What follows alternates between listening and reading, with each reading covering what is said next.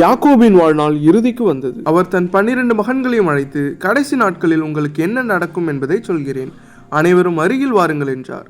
இது சாதாரணமான ஆசீர்வாதம் மட்டுமல்ல, எதிர்காலத்தை அறிவிக்கும் தீர்க்க தரிசன வார்த்தைகளாக இருந்தது.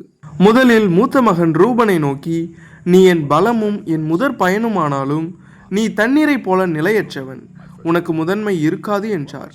காரணம், அவன் தந்தையின் படுக்கையை அவமதித்திருந்தான். அடுத்து சிமியோனையும் லேவியையும் குறித்து அவர்கள் கோபத்தினால் கொடுமை செய்ததை நினைவு கூர்ந்தார். அவர்களை இஸ்ரவேலின் நடுவில் சிதறடிப்பேன் என்று கூறினார். யூதாவை நோக்கி யாக்கோபு மிகப்பெரிய ஆசீர்வாதம் கூறினார்.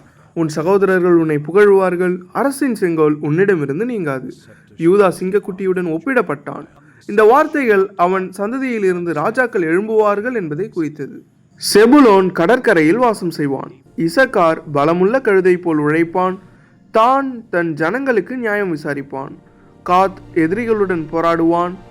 ஆசேரின் அப்பம் செழிப்பாக இருக்கும். நப்தலி விடுதலையான மானை போல் இனிய வார்த்தைகளை பேசுவான். யோசேப்பு பற்றி யாக்கோபு மிகவும் ஆழமான ஆசீர்வாதம் கூறினார். யோசேப்பு ஒரு பலமுள்ள கிளை, கிணற்றறிய வளர்ந்த கொடி. அம்பெய்துவோர் அவனை தாக்கினாலும் அவன் வில் பலமாயிருந்தது. தேவன் அவனை ஆசீர்வதித்து மேல் வானத்தின் ஆசீர்வாதமும் கீழ் ஆழத்தின் ஆசீர்வாதமும் அளிப்பார் என்றார். இது யோசேப்பின் வாழ்க்கையில் நடந்த துன்பங்களையும் வெற்றிகளையும் நினைவுபடுத்தியது. பென்யமின் கிழிக்கும் ஓநாயை போல் இருப்பான். காலையில் இரையை விழுங்கி மாலையில் பங்கிடுவான் என்று கூறினார். இவ்வாறு யாக்கோபு தன் 12 மகன்களுக்கும் தகுந்த வார்த்தைகளை சொன்னார். ஒவ்வொருவரின் குணநலன்களையும் எதிர்கால பாதையும் வெளிப்படுத்தினார்.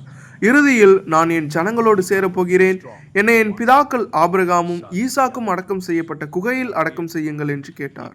அது கானான் தேசத்தில் உள்ள மக்பேலா குகை. அதனை சொல்லிவிட்டு யாக்கோபு தன் கால்களை படுக்கையில் இழுத்து வைத்து கடைசி மூச்சு விட்டார். தன் ஜனங்களோடு சேர்ந்தார். இந்த அதிகாரம் நமக்கு கூறுவது என்னவெனில், தேவனின் திட்டம் தலைமுறைகள் முழுவதும் நிறைவேறுகிறது என்பதையும், மனிதரின் குணம் அவர்களின் எதிர்காலத்தை அமைக்கிறது என்பதையும் காட்டுகிறது.